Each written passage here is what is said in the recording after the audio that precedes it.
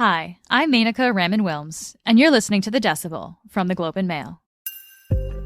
With winter and Omicron hitting Canada at the same time, we're all wondering, will boosters save us from another wave of the COVID-19 pandemic? Carly Weeks is the Globe's health reporter. She'll tell us about booster vaccines, breakthrough infections, and what we can expect for the months ahead. This is The Decibel.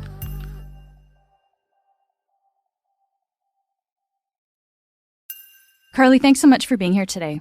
Of course. So late last week, NACI, the federal panel that gives vaccine advice in Canada, they released new recommendations about booster shots. Can you start by just telling us, what is a COVID-19 booster shot? So a booster shot is basically, third dose, or call it what you will. It's designed to give a person an extra boost of immunity. More and more research is showing that after, 6 to 8 or more months, a person's immunity to COVID does start to wane. And so it's become increasingly important to roll out boosters to make sure that people are protected. And there's a number of different factors that are involved in when a person's immunity might start to really drop off. But basically right now, these shots, depending on which one you get, it might be the exact same version of a COVID vaccine that you had, or it might be a half dose. But it's all designed to make sure a person's immune system is fully protected against COVID-19, or as protected as it can be. And so these recommendations that NACI was saying last week, what do they actually recommend about boosters then? So what this federal expert panel said is that people 50 and older should be offered a booster shot. These guidelines are just that. They're not binding, but provinces look to this expert panel to make their policies. So they're basically directing the provinces, saying the evidence is clear. You should start offering boosters to people 50 and older. There's also some other groups that they're saying could be more vulnerable to COVID and waning immunity. So they should also be getting a booster, such as frontline healthcare workers who have contact with patients, people in First Nations, Inuit, and Métis communities, and also, people with a variety of conditions that might compromise their immune systems. What's interesting, though, is they took it a step further, and they also said that people 18 to 49 should be offered a booster, or may be offered a booster. So if you are higher risk, or if you live in an area with lots of COVID spread, they're saying, the situation on the ground is one that, we should be very flexible about who can get their booster shot. So these are national recommendations, but provinces make their own decisions because there's provincial healthcare in Canada. So how is this advice being received across the country? There was, I think, a real sense of relief among a lot of doctors and infectious disease experts, basically saying, thank goodness these recommendations are here, because we have been saying for, at least a month or more that we want to see more people getting booster shots. Evidence from other countries is showing that, waves of COVID are starting to pick up again after that 6 to 8 month mark after vaccination. Canada got its vaccine program rolling a couple of months after some of, say, European countries. So they're saying we could be in that situation here soon, so let's get these boosters rolling. A lot of people in the medical community knew that this announcement was coming, but officials in Ontario and Alberta felt they couldn't wait any longer. So they actually went ahead and said, we're going to start opening up booster shot signups as soon as possible. So in Alberta, they've actually started doing boosters. I think it's adults 60 and older, and they're going to move it to 18 plus in the weeks ahead, based on demand and vaccine supply, booster shot supply. Ontario, very similar. Sometime, I think it's next week, they're opening it up to people who are 50 plus, and also people in a host of other groups, saying that 18 plus will follow at some point probably in the new year. And other provinces have already indicated that, such as BC, that they're looking to start doing 18 plus sometime in the new year. I think that provinces may start to move up the timelines and become a little bit more urgent with their rollout campaigns in the coming weeks, especially as we see more Omicron cases identified. And I think that's what's really on a lot of people's mind right now about how that plays into it. Let's just quickly talk about the timeline here, because you mentioned the recommendation for another shot, which I think is 6 months after the second dose there. What does that mean about how our initial 2-dose vaccines work after 6 months? Yeah, and they're saying at least 6 months. You want at least 6 months to have gone by to really maximize, that period where you are fully, or as fully as you can be protected against COVID.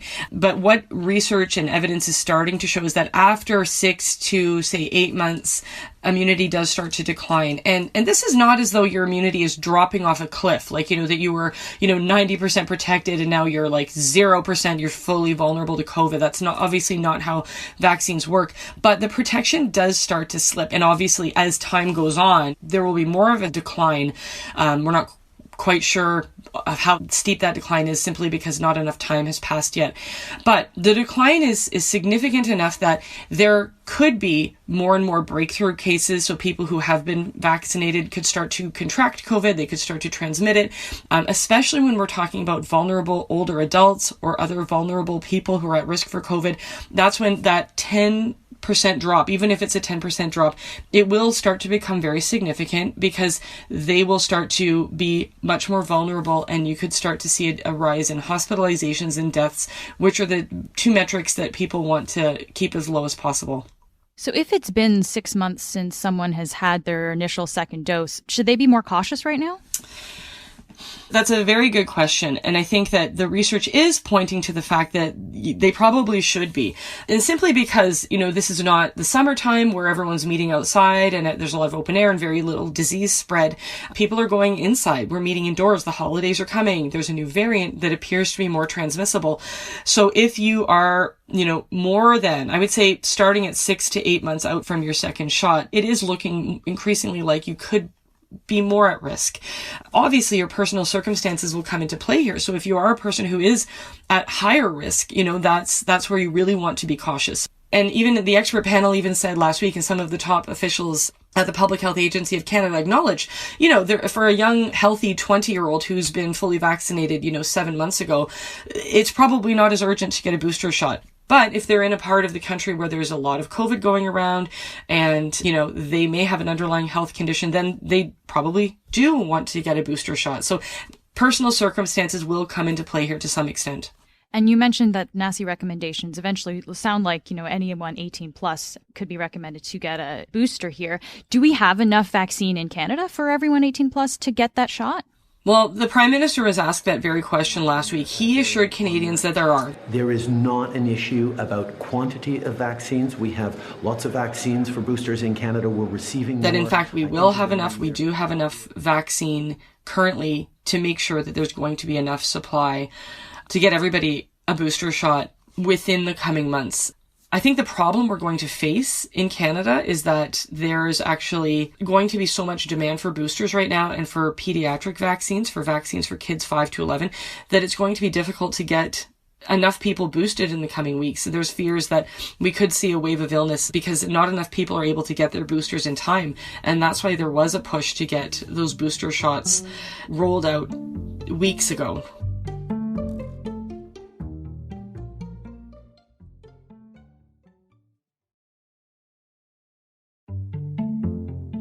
So, Carly, we've been talking a lot about boosters, but there are many parts of the world where people haven't even had their first shot yet. So should we as Canadians really be getting booster shots when there are people still waiting for their first dose? Yeah, that is a really contentious issue, and one that there's no easy answers to. Vaccine equity should have been a priority, a year ago, and it wasn't. And so we find ourselves in a situation now where there are many countries around the world where very few people are vaccinated.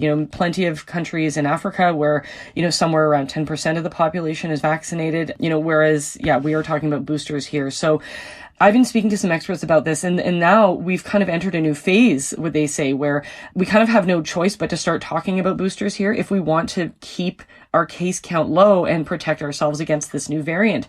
Whereas if we had maybe thought harder and done more about vaccine equity a year ago, we certainly could be in a much different place if we had, more people around the world vaccinated, giving this virus less opportunity to mutate and continue to circulate. So unfortunately, that wasn't made a priority. And in a pandemic, we're not going to be done with it until the entire world has this under control. And I think that's one of the messages we just simply have not gotten across to enough people yet.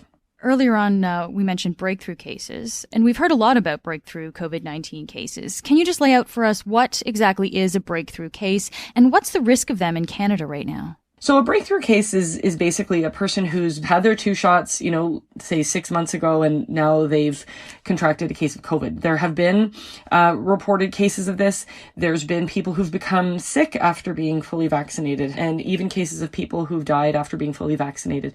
But those cases tend to be quite rare. Breakthrough cases are rare. Becoming very sick after having a breakthrough case is also very rare. And if you look at any of the sort of graphs of people who are in the hospital right now with COVID, they're primarily people who are either partially or unvaccinated individuals, whereas the fully vaccinated make up a very, very small percentage of people who are going to end up in the hospital or in ICU or dying as a result. So the message continues to be, even with this new variant swirling around, that vaccines work and they are your best way to be protected. We are, of course, seeing a surge in cases across Europe right now. And in Canada, we seem to be a few months behind what happens there. So should we be expecting the same surge here in Canada in a month or so? I've been asking a lot of experts about this, and there are concerns that now that we're approaching that mark, where a 6-month mark, where a lot of Canadians, older Canadians, received their vaccines 6 months ago, that we will see what they're experiencing in Europe. A surge in cases in some European countries that have, comparable vaccination rates to Canada. One thing that is working in Canada's favor is our initial move to really stretch out the interval between the first and the second dose. So most countries went for the 2 to 3 week interval. So, you got your first shot and then you very quickly after got your second shot. NACI, the expert panel of vaccine experts, looked at the evidence and they looked at what we know about vaccines, and that they said, we're going to wait for 8 weeks, because that's typically what we do with vaccines. You want your immune system to really be primed, to really mount a good, strong immune response. And then after 8 weeks, you're going to get a second dose. It looks as though that's really paid off in more and more clinical research is showing that the 8-week interval is resulting in stronger and longer immunity. That could help protect Canadians over these coming winter months. And I've also spoken to some experts who feel that this longer interval combined with our high vaccination rate and access to boosters could get us out of this potential surge that may be coming. People are worried about this new variant Omicron, of course, and what to expect, if that means more restrictions or back to lockdown. Can you give us a sense, I guess, of just what we're going to be facing over the next few months as we head into our second COVID winter here? Yeah, there is a lot of concern and, some panic regarding this new variant, but I've been speaking to a number of experts about this. There's reason to be concerned, of course. This variant could be more transmissible. It could result in more cases. And it could mean that we do start to see some more restrictions put in place. But one of the underlying messages that I'm hearing from infectious disease experts is that we already have a very transmissible variant on our hands with Delta. It's leading to a lot of cases. We're seeing parts of, say, Northern Ontario right now where, the case count is higher than it's ever been. There's multiple outbreaks across communities, and restrictions have been put in place to reduce capacity in some indoor settings there. So we already are facing a challenge with keeping Delta under control. I think that one of the messages that our health officials need to kind of get across is that, even though some, restaurants are open and people can gather indoors once again in a variety of settings, this pandemic is still going on. It's not over. And so we do have to be mindful of that. This is not sort of back to pre-2020 normal times yet. And we may never get there. We may always be wearing masks on airplanes and things like that. And I think that if we can maybe help people understand that, some form of restrictions may be put in place to help make sure we can keep case counts low, so that we can keep schools open, so that we can maintain the integrity of our healthcare system. There's going to be some small inconveniences, and hopefully we can leave them at that. I've spoken to a number of experts who are very hopeful about the future, but warning us that, that we may have some inconvenience in our lives for some time to come that can help protect our healthcare system and protect the lives of vulnerable people. And, if we frame it like that, it all seems worth it. Carly, thank you so much for joining us today. It was great to be here. Thanks for having me. That's it for today. I'm Menaka Raman-Wilms. Timon Johnson is our intern. Our producers are Madeline White and Cheryl Sutherland. David Crosby is our editor. Michal Stein edited this episode with help and mixing from Kyle Fulton. Kasia Mihailovich is our senior producer, and Angela Pacenza is our executive editor. Thanks to Carly Weeks. You can find more of her work at theglobeandmail.com. You can also email us at thedecibel@globeandmail.com. If you want to reach me, I'm on Twitter at MenakaRW. And if you haven't already, please follow The Decibel wherever you get your podcasts. Thanks so much for listening, and I'll talk to you tomorrow.